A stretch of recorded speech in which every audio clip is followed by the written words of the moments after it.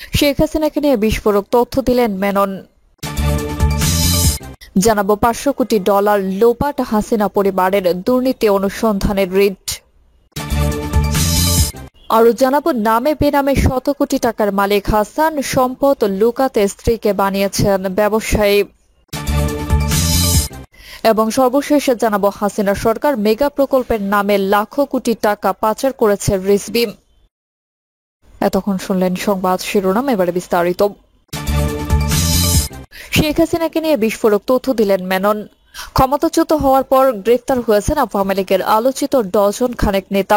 গ্রেফতারের পর তাদের আদালতে তোলার রিমান্ড আবেদন করে পুলিশ। সবাইকেই রিমান্ডে নিয়ে জিজ্ঞাসাবাদের অনুমতি দেন আদালত। কাউকে কাউকে দফায় দফায় রিমান্ডে নিয়ে জিজ্ঞাসাবাদ করা হচ্ছে। সেখানে তারা দিচ্ছেন চাঞ্চল্যকর তথ্য। বর্তমানে পুলিশ হেফাজতে আছেন ওয়ার্কার্স পার্টির সভাপতি রাশেদ খান মেনন। জিজ্ঞাসাবাদে তিনিও শেখ হাসিনার কড়া সমালোচনা করেছেন। তিনি বলেন, 1975 সালে জাতির পিতা শেখ মুজিবুর রহমানকে সপরিবারে হত্যার কারণে এদেশের মানুষের প্রতি চরম ক্ষোভ ছিল শেখ হাসিনার। তাই তার আচার আচরণ এমন ছিল যে দেশের মানুষ মরুক বা বাঁচুক এ নিয়ে কোনো মাথা ব্যথা নেই। তিনি চেয়েছিলেন শুধু ক্ষমতা, আজীবন ক্ষমতায় থাকার লোভ তাকে পেয়ে বসেছিল। এই মানসিকতায় তার জন্য কাল হয়েছে। মেনন বলেন, ছাত্র জনতার আন্দোলন কেন্দ্র করে আওয়ামী লীগ সরকার পতনের আগে তৎকালীন প্রধানমন্ত্রী শেখ হাসিনাকে আমরা অনেক পরামর্শ দিয়েছিলাম, তিনি আমাদের কোনো কথাই শোনেননি। গত 22 আগস্ট রাজধানীর গুলশান এলাকা থেকে রাশেদ খান মেননকে গ্রেফতার করা হয়। এরপর নিউ মার্কেট থানার ব্যবসায়ী আব্দুল ওয়াদুদ হত্যা মামলায় তাকে গ্রেফতার দেখিয়ে 5 দিনের রিমান্ডে নেওয়া হয়। $500 কোটি লোপাট হাসিনা পরিবারের দুর্নীতি অনুসন্ধানের রিট। ছাত্র জনতার অভ্যুত্থানে গত 5 আগস্ট পদত্যাগ করে ভারতে পালিয়ে যেতে বাধ্য হন সাবেক প্রধানমন্ত্রী শেখ হাসিনা। এদিকে তিনি ও তার ছেলে সজীব ওয়াজেদ জয় ও ভাগ্নে টিউলিপ সিদ্দিকের মালয়েশিয়ার ব্যাংকের মাধ্যমে রূপপুর পারমাণবিক বিদ্যুৎ কেন্দ্র থেকে 5 বিলিয়ন বা $500 কোটি বাংলাদেশি মুদ্রায় 7,000 কোটি টাকা লোপাটের অভিযোগ অনুসন্ধানের নির্দেশনা চেয়ে হাইকোর্টে রিট করা হয়েছে। রিটে রূপপুর পারমাণবিক বিদ্যুৎ কেন্দ্রে শেখ হাসিনা ও তার পরিবারের সদস্যদের দুর্নীতি অনুসন্ধানে দুদকের নিষ্ক্রিয়তার বৈধতা চ্যালেঞ্জ করা হয়েছে।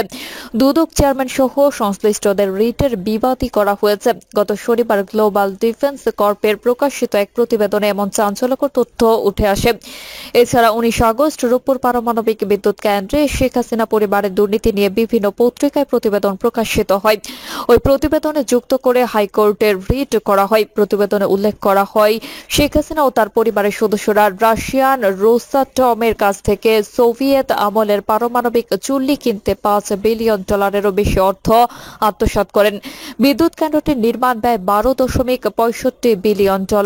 মালয়েশিয়া ব্যাংকে রক্ষিত বিভিন্ন রাশিয়ান স্ল্যাশ ফান্ড থেকে এই $5 বিলিয়ন বিভিন্ন ব্যাংকে স্থানান্তর রেখে শেখ হাসিনাকে সহায়তা করেছিল প্রকল্প বাস্তবায়নকারী সংস্থা রোসাটম, যাতে মধ্যস্থতা করেন সজীব ওয়াজেদ জয় ও ভাগ্নে টিউলিপ সিদ্দিক। দেশের সবচেয়ে বড় ও ব্যয়বহুল প্রকল্প রূপপুরের পারমাণবিক বিদ্যুৎ কেন্দ্র। আশা করা হচ্ছে এটি পুরোপুরি বাস্তবায়নের পর দেশের 20% বিদ্যুতের চাহিদা পূরণ করবে। সম্প্রতি এই বিষয়ে নিজস্ব অনুসন্ধানের ভিত্তিতে প্রতিবেদন প্রকাশ করেছে গ্লোবাল ডিফেন্স কর্পোরেশন। প্রতিবেদনে আরো বলা হয়, রাশিয়ার সহযোগিতায় বিদ্যুৎ কেন্দ্রটি নির্মাণে খরচ ধরা হয় $1,265 কোটি। প্রয়োজনের তুলনায় যা অনেক বেশি। মালয়েশিয়ার একটি ব্যাংকের মাধ্যমে শেখ হাসিনাকে এই বাজেট থেকে $500 কোটি আত্মসাতের সুযোগ করে দেয় প্রকল্প বাস্তবায়নকারী সংস্থা রোসাটম। নিজের ভাগ্নে টিউলিপ সিদ্দিকের মধ্যস্থতায় রাশিয়ার সঙ্গে এই চুক্তি করেন তৎকালীন প্রধানমন্ত্রী শেখ হাসিনা। আর এই মধ্যস্থতার বিনিময়ে পাচার করা অর্থে 30% পেয়েছেন টিউলিপ, শেখ রেহানা ও পরিবারের কয়েকজন সদস্য। 2013 সালে রাশিয়ার প্রেসিডেন্ট ভ্লাদিমির পুতিনের সঙ্গে শেখ হাসিনা সাক্ষাতের সময় সঙ্গী ছিলেন Tulip Siddiq. Global defence corp বলেছে, সেই সময় ঢাকা মস্কোর $1 বিলিয়ন অস্ত্র চুক্তির মধ্যস্থতাও করেন তিনি। 2009 সালে প্রচ্ছায়া লিমিটেড নামে একটি ভুয়া কোম্পানি চালু করেন টিউলিপ সিদ্দিক। তার মা শেখ রেহানা ও চাচা তৎকালীন প্রধানমন্ত্রীর প্রতিরক্ষা উপদেষ্টা তারিক আহমেদ সিদ্দিক। যুক্তরাষ্ট্রেও জুমানা ইনভেস্টমেন্ট নামে একটি কোম্পানি রয়েছে তাদের। গ্লোবাল ডিফেন্স কর্প বলছে, এই কোম্পানির মাধ্যমে বিভিন্ন দেশের অফশোর অ্যাকাউন্টে অর্থ পাচার করতেন শেখ হাসিনা। তাদের এই কোম্পানিটি ডেস্টিনি গ্রুপ নামে একটি চিটিং ফান্ড কোম্পানির সঙ্গে যুক্ত হয়ে যুক্তরাজ্য সহ বিভিন্ন দেশে প্রায় $900 বিলিয়ন $900 মিলিয়ন পাচার করেছে। গ্লোবাল ডিফেন্স কর্পের প্রতিবেদন আরো বলছে, বাংলাদেশের মতো উন্নয়নশীল দেশে গণতন্ত্র ক্রমেই দুর্নীতিতে জর্জরিত স্বৈরাচারের কবলে পড়ে জিম্মি হয়ে যায়। 2018 সালে 23 মার্চ প্রকাশিত এক গবেষণা প্রতিবেদনে জার্মান থিঙ্ক ট্যাঙ্ক বের্টেলসম্যান স্টিফটুং বাংলাদেশকে স্বৈরাচারী শাসক গোষ্ঠীর তালিকাভুক্ত করেন। স্বৈরাচারী শাসকদের কঠোর হস্তক্ষেপের কারণে বহির বা বিচার বিভাগ সহ বিভিন্ন প্রতিষ্ঠান নিছক হাতের পুতুল হয়ে যায়। 2015 সালে যুক্তরাজ্যের লেবার পার্টি টিউলিপ সিদ্দিক যখন নির্বাচনে জয়ী হন, তখন তার খালা শেখ হাসিনা গর্বের সাথে দেশের সংসদে বলেছিলেন কিভাবে তার ভাতিজি পশ্চিমা প্রতিদ্বন্দ্বীদের পরাজিত করে নির্বাচনে জয়ী হয়েছেন। প্রধানমন্ত্রী সংসদ উল্লেখ করেন তার ছোট বোন শেখ রেহানা একজন ব্রিটিশ নাগরিক যিনি যুক্তরাজ্যে থাকেন এবং আর্থিক কষ্টে ভুগছেন। ব্যক্তিগত গাড়ি কেনার সামর্থ্য না থাকায় শেখ রেহানা বাসে করে কর্মসংস্থানে চলে যান। টিউলিপ সিদ্দিক রূপপুরে পারমাণবিক বিদ্যুৎ কেন্দ্র নির্মাণে চুক্তি চূড়ান্ত করার আগে লন্ডনে শেখ হাসিনার কাছে রোসাটম থেকে ঘুষের আলোচনার সুবিধার্থে ছিলেন। প্রতিবেদনে বলা হয় টিউলিপ বিনামূল্যে এই সেবা দেয়নি। 2009 সালের জানুয়ারি থেকে মা শেখ রেহানা এবং বাংলাদেশের শাসক পরিবারের বেশ কয়েকজন সদস্য রাশিয়ানদের কাছ থেকে 30% ঘুষ পেয়েছেন এবং পুরো অর্থ গোপনে মালয়েশিয়ার বিভিন্ন অফশোর ব্যাংক অ্যাকাউন্টে জমা হয়েছে। প্রসঙ্গত, গ্লোবাল ডিফেন্স কর্প নামে পোর্টালটি 2018 সালে চালু হয়। বিভিন্ন দেশের সামরিক ও প্রতিরক্ষা খাতে দুর্নীতির অনুসন্ধান করে থাকে তারা। রূপপুর পারমাণবিক বিদ্যুৎ কেন্দ্র নিয়ে প্রতিবেদন প্রকল্পের পূর্বের দুর্নীতি সংশ্লিষ্ট তথ্য উঠে আসে। নামে বেনামে শত কোটি টাকার মালিক হাসান, সম্পদ লুকাতে স্ত্রীকে বানিয়েছেন ব্যবসায়ী। আওয়ামী লীগের যুগ্ম সাধারণ সম্পাদক ডক্টর হাসান মাহমুদ 15 বছরে হাসিনা সরকারের বিভিন্ন মেয়াদে প্রভাবশালী মন্ত্রী ছিলেন। বিভিন্ন মন্ত্রণালয়ে মন্ত্রী হিসেবে দলে যেমন তার প্রভাব ছিল, তেমনই দায়িত্ব পালন করা বিভিন্ন মন্ত্রণালয়ের প্রভাব খাটিয়ে দখল বেদখল অনিয়ম দুর্নীতির মাধ্যমে হাতিয়েছেন শত শত কোটি টাকা। নির্বাচনী হলফনামায় আয় ব্যয় বা স্থাবর অস্থাবর সম্পত্তির হিসাব দেখে যে কেউ ভাববে তার চেয়ে সৎ গরিব কোনো মন্ত্রী এমপি বাংলাদেশে নেই। কিন্তু বাস্তবে নামে বেনামে তার রয়েছে সম্পদের পাহাড়। বন ও পরিবেশ মন্ত্রীর দায়িত্ব পালনকালে নিজে দখল করেছেন শত শত একর বনভূমি, যেখানে তিনি গড়ে তুলেছেন পর্যটন কেন্দ্র সহ নানা বিলাসী প্রকল্প। দখল করেছেন জাহাজ নির্মাণকারী ডক ইয়ার্ড। দখলের ক্ষেত্রে তিনি ব্যবহার করেছেন নিজের ভাইদের স্ত্রীর নামে নিয়েছেন শিপ হ্যান্ডলিং লাইসেন্স, হয়েছেন শিপিং ট্রলারের মালিক। এরই মধ্যে এক ডক ইয়ার্ড মালিক তার কাছে 600 কোটি টাকা ক্ষতিপূরণ দাবি করে লিগ্যাল নোটিশ পাঠিয়েছেন। করেছেন সংবাদ সম্মেলন। রাঙ্গুনিয়ার অভিযান চালিয়ে বন ও পরিবেশ মন্ত্রণালয় উদ্ধার করেছে তার দখলে থাকা 200 একরেরও বেশি বনভূমি। তার নির্বাচনী এলাকা রাঙ্গুনিয়ায় বিরোধী দল বিএনপি জামাত তো দূরের কথা, দলীয় লোকজন যারা তার মতের বাইরে ছিলেন তারাও হয়েছেন নির্যাতিত। 15 বছরের সর্বক্ষেত্রে ত্রাসের রাজত্ব থাকলেও তার বিরুদ্ধে ভুক্তভোগীদের কেউ মুখ খোলার সাহস করেননি। ছাত্র জনতার গণ অভ্যুত্থানে 5 আগস্ট শেখ হাসিনা সরকারের পতনের পর এখন সরকারি সংস্থাগুলো যেমন সরব হয়েছে, তেমনি নানা ব্যক্তি কোম্পানি যারা তার কারণে হয়রানি ও বঞ্চনার শিকার হয়েছে তারাও প্রকাশ্যে এসেছে।